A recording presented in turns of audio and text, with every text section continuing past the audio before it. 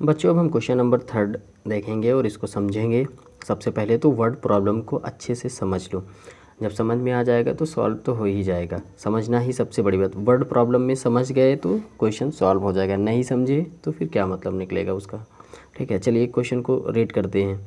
The mark price of an article is 12,500, यानी किसी कोई आर्टिकल है, कोई वस्तु है जिसका मार्क प्राइस MRP जो होता है उस पर लिखा है 12,500 रुपीज़ है।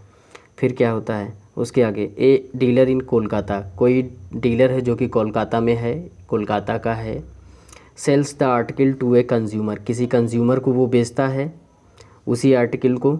इन द सेम सिटी, यानी कोलकाता का है, कोलकाता का कस्टमर, वो ये जो डीलर है कोलकाता का है और कंज्यूमर भी कोलकाता का ही है, उसी को बेचता है। सेम सिटी का मतलब कोलकाता में ही बेचता है। At a profit of 8%, obvious सी बात है, अगर उसके पास 12,500 रुपये की कोई वस्तु है तो वो प्रॉफिट के साथ ही बेचेगा, लॉस में तो बेचेगा नहीं। वही करता है वो, 8% का प्रॉफिट में बेचता है। फिर क्या होता है, if the rate of GST is 18%, 18% GST होगी, वो तो गवर्नमेंट के द्वारा डिसाइड होता है, 18% की GST भी उस पर लगेंगी। अब इसके बाद इसमें हमें क्वेश्चन में क्या पूछा गया, find the selling price of the article. Selling price of the article मतलब कि डीलर कितने पे बेचता है, डीलर कितने पे बेचेगा, डीलर के पास कितने रुपए में था वो, 12,500 रुपीज़ का है। ठीक है, 12,500 डीलर के पास में है। फिर क्या होता है, 8% का प्रॉफिट भी उसे लेना है, 8% का प्रॉफिट इसी में ऐड करके वो बेचेगा। ठीक है, इसी चीज़ को हम लोग सॉल्व करेंगे। अब हमारा पहला पार्ट है जो है, पहला पार्ट हम लोग सॉल्व करेंगे। Selling price, selling price of the article, ठीक, ऑफ द आर्टिकल। अच्छा, इसमें टैक्स नहीं है, केवल सेलिंग प्राइस विदाउट टैक्स का है, टैक्स बाद में निकाला जाएगा। ये केवल एक्सक्लूडिंग टैक्स है, मतलब इसमें टैक्स नहीं जुड़ रहा है। अब ये जो हम निकालने जा रहे हैं, यहाँ पे इक्वल नहीं लगा रहे हैं, यहाँ हम लगा दे रहे हैं, बाकी आप यहाँ लगा के अगर स्पेस की कमी आएगी आई थिंक इसलिए।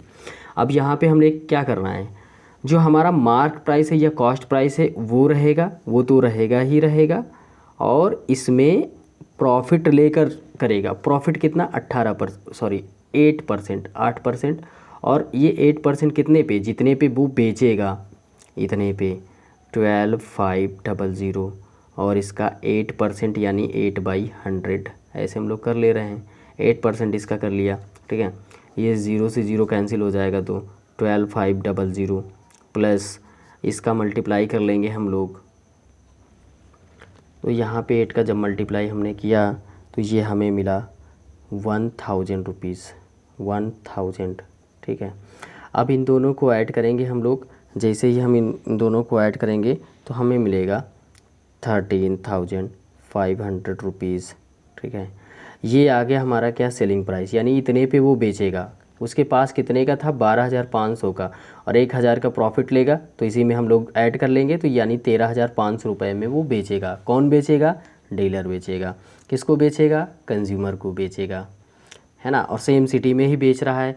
सेम सिटी में जब बातें सेम सिटी की होती हैं तो वहाँ पे कौन कौन सी GST लगती हैं, CGST लगता है, SGST लगता है, क्या IGST लगता है, नहीं, IGST नहीं लगता है। क्यों, IGST का रूल क्या है, IGST तब लगता है, यानी इंटीग्रेटेड GST कब लगता है, जब हम एक स्टेट से दूसरे स्टेट में जाते हैं, लेकिन वो कोलकाता का ही है, कोलकाता में ही बेच रहा है, तो उस केस में हमारे पास IGST का कोई फंडा नहीं होगा। ठीक है, तो IGST कितनी हो जाएगी, 0 हो जाएगी।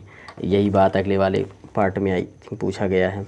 ठीक है, ये सेलिंग प्राइस हो गया, यही आपका आंसर है फर्स्ट पार्ट का।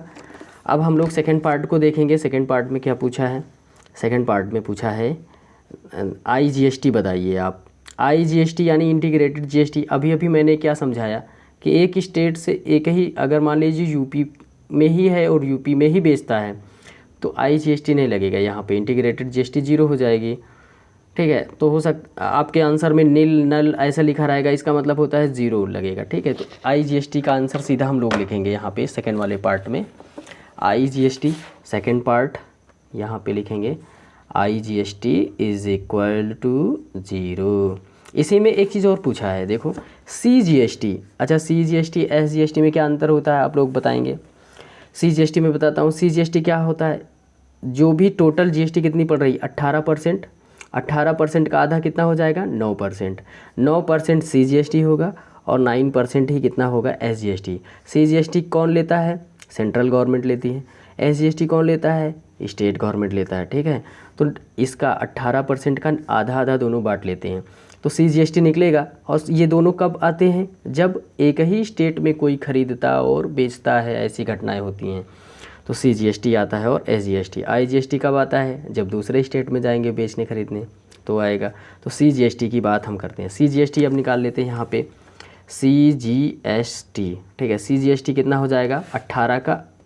18 का आधा यानी 9%, और कितने का? जितने पे खरीदेगा बेचेगा, यानी 13,500 की खरीद वो बेच रहा था, तो इतने का ही 13,500 ऑफ, यानी ऑफ मीन्स मल्टीप्लाई, और कितना 9%, 9%, सो 13,500 इंटू 9/100, ठीक है। ये 2 ज़ीरो से कैंसिल हो जाएगा और इसका मल्टीप्लाई आएगा, यहाँ पे हमने कैलकुलेटर से कर लिया है 12, 15 है ना। तो यहाँ पे हमारे पास मिल गया 1215 रुपये, इसका CGST हो जाएगा।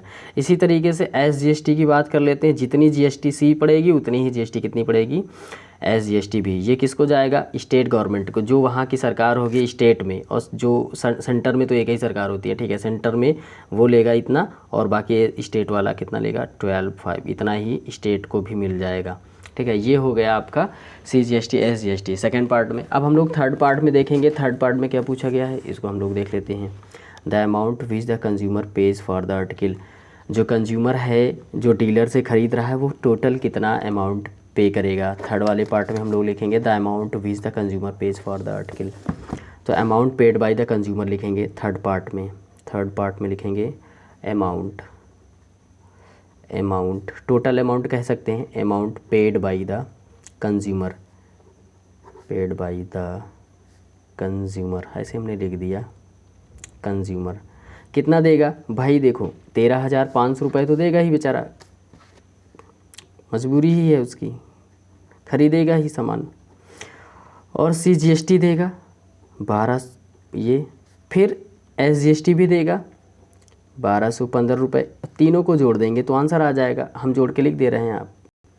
जब इसको हमने जोड़ा, ऐड किया, तो हमारे पास मिला 15930, और ये रहा इसका आंसर, ठीक है। तीनों पार्ट बारी बारी से हमने सॉल्व कर लिए, इनको हमने जोड़ा और सॉल्व किया, इतना इनको जोड़ लिया, तो हमारे पास ये आ गया। और ये तीनों ही पार्ट हमने सॉल्व किया क्वेश्चन थर्ड के। और जो भी प्रॉब्लम्स हैं, जो भी क्वेरीज़ होंगी आपकी, आप बताएंगे, उसको सॉल्व किया जाएगा। अगर किसी बच्चे को जूम पे क्लास चाहेगी तो वो भी बताएगा, जूम पे भी क्लास ले ली जाएगी, जो भी डाउट होंगे, ठीक है। ओके, फिर मिलते हैं नेक्स्ट वीडियो में।